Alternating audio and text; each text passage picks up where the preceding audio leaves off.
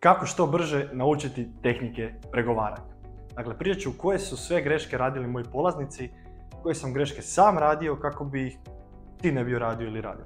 I kako bi na koncu što lakše i brže usvojio tehnike pregovaranja. Pozdrav, ja sam Borne Orišković i trener sam vještina pregovaranja.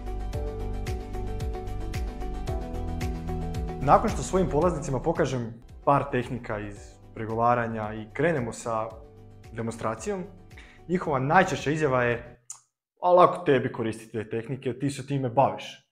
Ali kako ćemo se mi sad sjetiti koristiti neku tehniku u svakodnevnom životu? Što nas dovodi do prve stvari. Prvo, ne pokušava ih koristiti sve odjednom. Dakle, nakon što osoba čuje koje sve tehnike postoje i gdje ih sve može iskoristiti, počne razmišljati u kojim će to sve situacijama koristiti. Što je prirodno. Dakle, nema ništa loše u tome razmišljanju. Ono što je loše u ovome je sama implementacija. Dakle, nakon što si čuo preko 10 tehnika i pokušaš ih iskoristiti u svakodnevnom životu, toliko toga će poći po zlu u početku. Dakle, prvo, nećeš se sjetiti kako se točno koristiti. Nećeš znati koju bi iskoristio, pa ćeš nešto zbrkati i zvučat ćeš potpuno neprirodno i potpuno nerazumno. Previše ćeš razmišljati o tehnikama, a premalo slušati što ti osoba govori. Nećeš pratiti signale koje ti osoba šalje, nego ćeš raditi svoj neki zacrtani cilj, koju tehniku želim iskoristiti u tom razgovoru, što će te odvesti u potpuno krivome smjeru.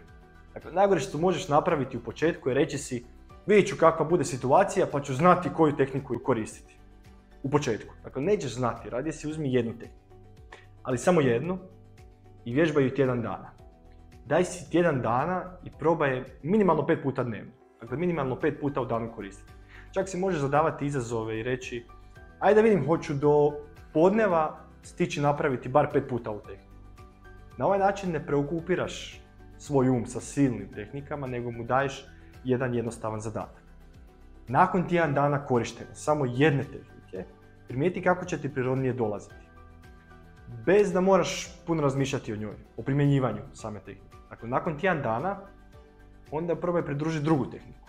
Ili ako ti je to prezahtjevno, uzmi samo neku drugu i vježbaj tjedan dana.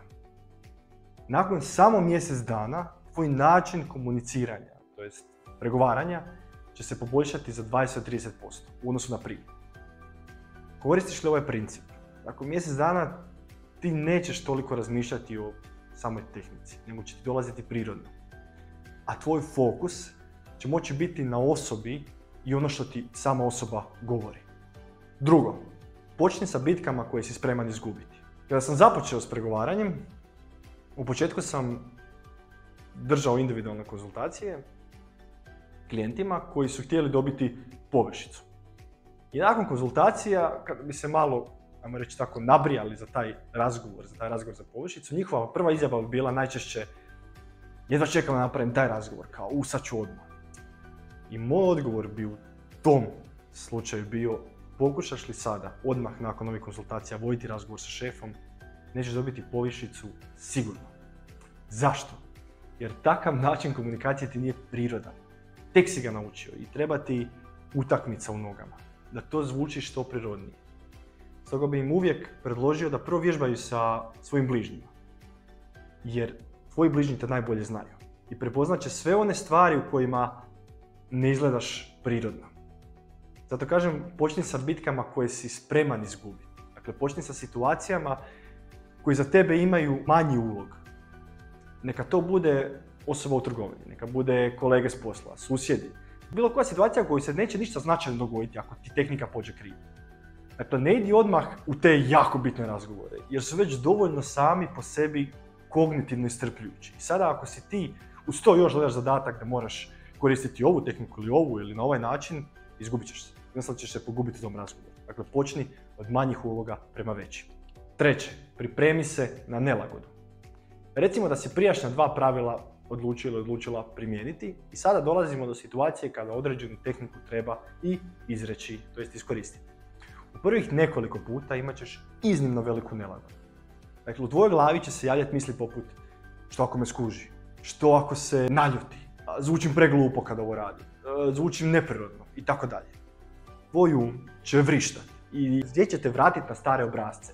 Kada nam je nešto novo i nelagodno, onda nas naš mozak želi što prije vratiti, to jest maknuti iz nelagode i vratiti prema ugodi. Kao kada smo, ne znam, u osnovnoj školi morali prvi put odgovarati pred razredom. Dakle, ono što nas učiteljica pita. I u početku je bilo naravno izrazito nelagodno. Smo više obraćali pažnju na to što će drugi reći o nama, nego što mi trebamo uopće odgovoriti učiteljici. Kako smo odrastali, taj strah je postao sve manji i manji. Jednako tako i kod ovoga. Dakle, što više koristiš, to će tvoj strah, tvoje misli biti sve tiše i tvoj strah biti sve manji i manji. To jest, to će se tvoje sabotirajuće misli sve više stišavati. Na koncu, zato se i zove vještina, jer ju treba vježbati. A ja trener, jer ti pomažem da budeš što vještiji. To se zove vještina pregovaranja. Ovo su koraci koji su meni pomogli i mojim klijentima da što prije usvoje vještine pregovaranja. Nadam se da će jednako tako i tebi. Ako smatraš da bi ovaj video pomogao još nekome, podijeli ga. Hvala na pažnji i igraj se. Pozdrav!